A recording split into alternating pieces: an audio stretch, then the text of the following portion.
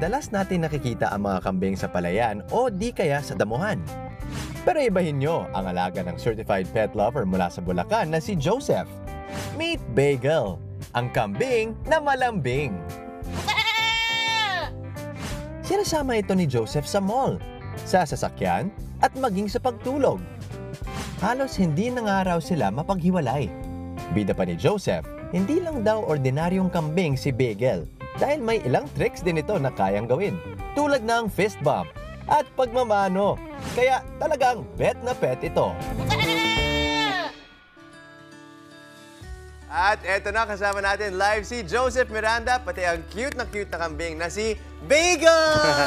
Cute! Good morning, kapatid! Good morning. At oh my gosh, naka-dress din siya. Oo, so, di ba? Cute Parang, niya. alam mo ako, nakita ko kanina agad, meron siyang trick na alam. Just, ano tawag dun sa trick na ginagawa niya? Fist bump. Fist bump? bump. Kaya fist ba? bump. Kaya ba fist bump? Kaya ba? Oy, Baka oy! nahiya. Baka nahiya. Nahiya siya. Fist Camera bump. ko. Oh, Yun, oh.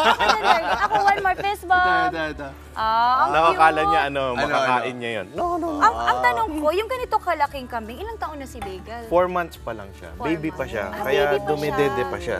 Okay, ayun yung dede niya. Ang cute. dede. Sige, Oh, patry diba? natin. Go. Papadidehin na ba? Ngayon pa lang? O mamaya-maya? Maya-maya. Maya-maya. Okay. Oh, sige. Pero si Bagel, yung ganito, kasi di ba usually nga ang mga pets natin sa bahay, commonly are what? Dogs, cats, ganyan. Pero bakit kambing? Why, anong magagandang traits ng kambing? Why would you encourage ang mga tao na mag-alaga ng kambing? Ano pala sila, may chance silang lumambing ng sobra. Oo, malambing na kambing, Tapos, rhyming. accidental pet lang siya kasi Okay. may iba akong goat sa farm. Tapos, yung mom niya, first time lang mag-baby. Okay. Then, hindi sila pinadede. May kapatid siya kaso wala na. Oo. So, inuwi namin siya. Then, nung inuwi namin, ayun na, pinapadede namin siya, pinapakain, Bagel, wait lang. Ang cute. Bumait na siya ng sobra. Oo. Umiiyak siya pag nawawala ako. Talaga, umiyak siya. Actually, din yung tanong ko, darling. maingay ba ang mga kambing? Maingay, kapag kunyari, wala ako dito, iiyak siya. Pero siya halos hindi siya nagmeme nga sa bahay. Okay. Basta nakikita niya kami nung mama niya tsaka ako. Naisip ko kasi sa mga kapatid natin na nag-work from home, di ba? So, natin may work from home setup sila at gusto na mag-alaga ng kambing, di ba? Kailangan ba na ilagay sa ibang kwarto or whatever kapag nasa Zoom meeting sila, parang gano'n? Siya natutulog siya sa tabi ng yung girlfriend ko. Okay. Natutulog siya habang nag-work from home yung girlfriend ko. So mabait.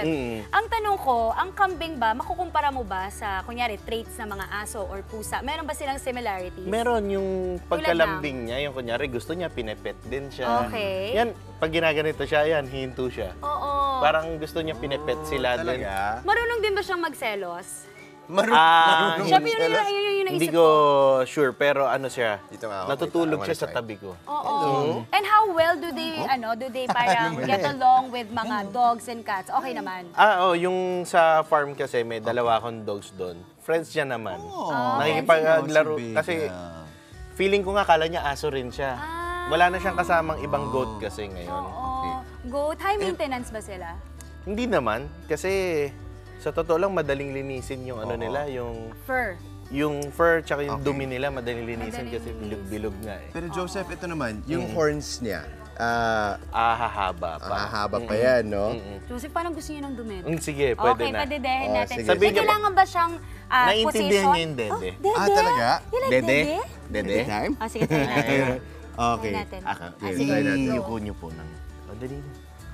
Bigyan. Nahihiya. Nahihiya Siya, siya? ayun yung dumede. Camera siya. Camera size siya. Ayan. Pero ang ganda ng mata niya. Ayan na. Ayan na. Ayan na. Ay. Ayan na, nakuha. Sorry, hawakan niyo. Ayan, harap Ito. natin dito para makita. Paharap sa Harap, camera. pataas, Dapat pataas. nakataas. Taas Yan. po. Yan. Yan, no? Ayan. Okay. Oh, ang cute. Wait, anong klaseng milk yan? Milk replacer. Okay. Pang-goat din talaga. Okay. Pang-goat. So, mula nung baby siya, first day niya, yan na yung dede niya. Uy, ang aggressive niyang dumede ah. Oo. Tingnan mo, nawalan ng Nawalan ng nayupi. Nayupi yung bote Ma'am, ng padedehin mga niyo pa kapatid. na siya, mabitin siya. Oo Okay, nga, ayun. tinan mo. Okay. Kaya niya ubusin yung Maliban less sa than- gatas, ano pang kinakain nila? Siyempre, yung mga grass, gano'n Okay. pinapakain din namin siya. Oo. Grass, leaves, tinapay minsan. Ang cute niya. Pag sa mga bata, friendly din ba siya? Oo, sa farm kasi marami kaming bisita. Pag may bisita, nakipaglaro siya. Saan ba yung farm niyo, Joseph? Santa Maria, Bulacan. Santa Maria, Bulacan. Okay, okay. Sobrang Sige. cute! May ibang tricks din siya, no? Kanina Yung fist bump. Yung fist bump. Sige. Paano nga? Paano nga ba yung... Hindi siya gagawa pag kasi busy siya. duwede, di ba? Okay, Oo. okay, okay. So, yan lang ang ano niya, yan lang ang priority niya ngayon. Pagkain muna. Ayan. Okay, Joseph, I'm sure marami ng mga na-inspire at na parang na-influence ng mga kapatid natin na baka rin gusto kumuha ng kambing at mag-alaga. Meron ka ba mga tips or advice sa mga gusto mag-alaga ng kambing? Ang number one Wala na tip dahil- ko siguro, dapat simulan silang alagaan habang baby pa. Kasi pag baby pa sila, dun sila parang na-attach dun sa owner nila. nila. Mas matitrain din kapag baby Parang sila. kumbaga siya, di ba yung sabi ko, parang dog sila sa house. Oo. Wala, natutulog lang siya. Kaya pwede nga siya matulog dito eh. Oo. Kaso gutom siya eh. Ayun na nga, Gusto parang niya bitin pa siya sa isang bote. May isa pa, may isa pa may tayong dala. Ayun naman pala. Ayan, May marami isa pa, may Thank isa you. pa. Ayan, Okay, habang baby. hinihintay Ikaw yung naman, sir. kaibigan. Yan. Again, mga kapatid, Enjoy maraming mo lang maraming yan. salamat. Joseph Miranda and Vigo. Thank you, Vega. Mga kapatid, Justin Quirino po. Masayang kwentuhan at makapulahang informasyon ang hatid namin tuwing umaga. Kaya mag-subscribe na at mag-follow sa social media pages ng News 5.